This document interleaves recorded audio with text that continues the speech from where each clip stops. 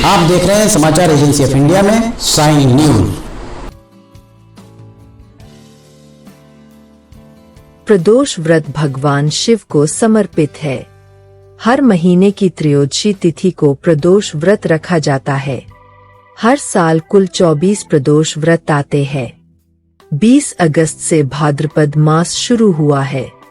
भाद्रपद मास के कृष्ण त्रयोदशी को प्रदोष व्रत रखा जाएगा।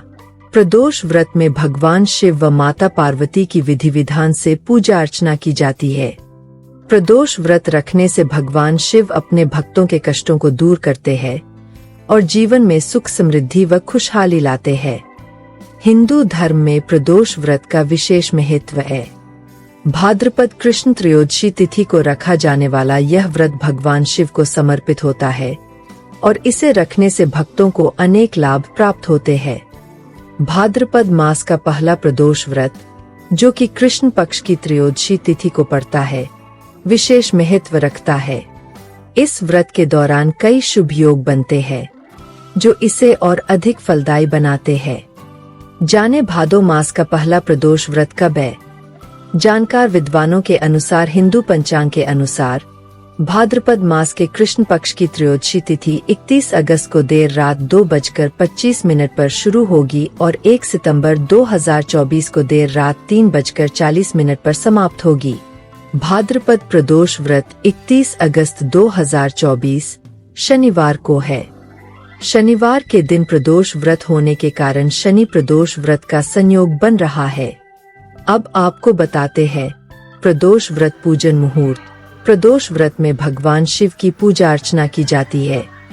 भाद्रपद प्रदोष व्रत की पूजा का समय शाम 6:43 से रात 8:59 तक है।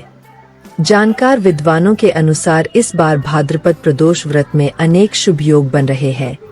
इसमें वरियान योग जो सभी कार्यों के लिए शुभ है, वहीं गर योग जो पूजा का फल दोगुना करता है, वनिजकरण योग जो व्यापार और धन लाभ के लिए शुभ माना गया है।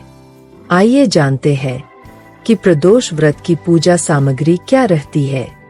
प्रदोष व्रत में शाम के समय की पूजा के लिए आग के फूल, बेलपत्र, धूप, दीप, रोली, अक्षत, फल, मिठाई और पंचामृत समेत सभी पूजा सामग्री एक थाली में रख ले। प्रदोष व्रत की पूजा विधि जानिए। प्रदोष व्रत के दिन सुबह सूर्योदय से पहले उठें, स्नान आदि के बाद साफ सुथरे कपड़े पहनें, मंदिर साफ करें और शिवजी की प्रतिमा के सामने दीपक प्रज्वलित करें, शिवलिंग पर जलाभिषेक करें, पंचामृत से शिवलिंग का अभिषेक करें, शिवजी की विधि विधान से पूजा करें। इसके बाद शाम को प्रदोष काल में शिवलिंग पर फिर से जलाभिषेक करें। भोलेनाथ को बेलपत्र, धतूरा और आग के फूल अर्पित करें।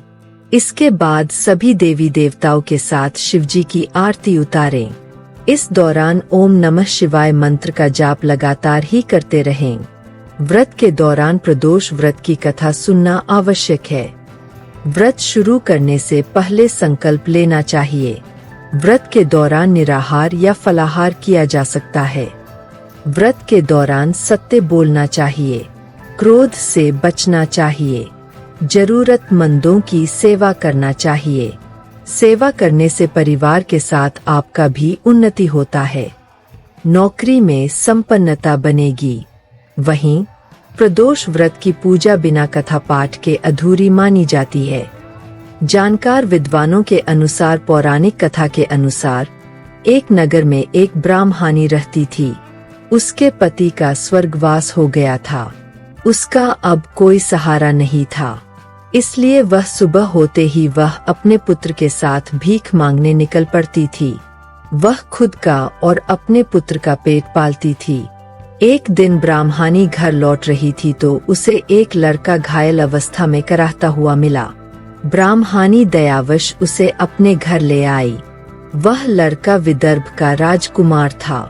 शत्रु सैनिकों ने उसके राज्य पर आक्रमण कर उसके पिता को बंदी बना लिया था और राज्य पर नियंत्रण कर लिया था, इसलिए वह मारा मारा फिर रहा था। राजकुमार ब्राह्मण पुत्र के साथ ब्राह्मणी के घर रहने लगा। एक दिन अंशुमति नामक एक गंधर्व कन्या ने राजकुमार को देखा तो वह उस पर मोहित हो गई। अगले दिन अंशुमति अपने माता पिता को राजकुमार से मिलाने लाई। उन्हें भी राजकुमार पसंद आ गया। कुछ दिनों बाद अंशुमति के माता पिता को शंकर भगवान ने स्वप्न में आदेश दिया कि राजकुमार और अंशुमति का विवाह कर दिया जाए। वैसा ही किया गया। ब्राह्मणी प्रदोष व्रत करने के साथ ही भगवान शंकर की पूजा पाठ किया करती थी। प्रदोष व्रत के प्रभाव और गंधर्वराज की सेना की सहायता से राजकुमार ने विदर्भ से शत्रुओं को खदेड़ दिया और पिता के साथ फिर से सुखपूर्वक रहने लगा। राजकुमार ने ब्राह्मण पुत्र को अपना प्रधानमंत्री बनाया।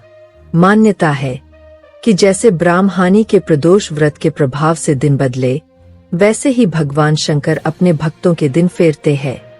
आइए अंत में आपको बताते हैं कि भादो माह का दूसरा प्रदोष व्रत कब है। भाद्रपद मास का दूसरा प्रदोष व्रत 15 सितंबर 2024 को रखा जाएगा। रविवार होने के कारण इस दिन रवि प्रदोष व्रत का शुभ संयोग बन रहा है। इस माह में अगर आप देवाधिदेव महादेव भगवान शिव की आराधना करते हैं और अगर आप शिव जी के भक्त हैं तो कमेंट बॉक्स में ओम नमः शिवाय लिखना न भूलिए। यहाँ बताए गए उपाय, लाभ, सलाह और कथन आदि सिर्फ मान्यता और जानकारियों पर आधारित है। यहाँ यह बताना जरूरी है कि किसी भी मान्यता या जानकारी की समाचार एजेंसी ऑफ इंडिया के द्वारा पुष्टि नहीं की जाती है।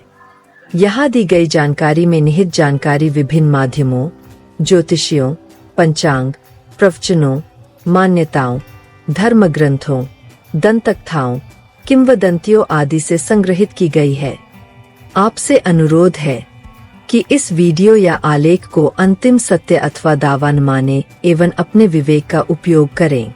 समाचार एजेंसी ऑफ इंडिया पूरी तरह से अंधविश्वास के खिलाफ है। किसी भी जानकारी या मान्यता को अमल में लाने से पहले संबंधित विशेषज्ञ से सलाह लें।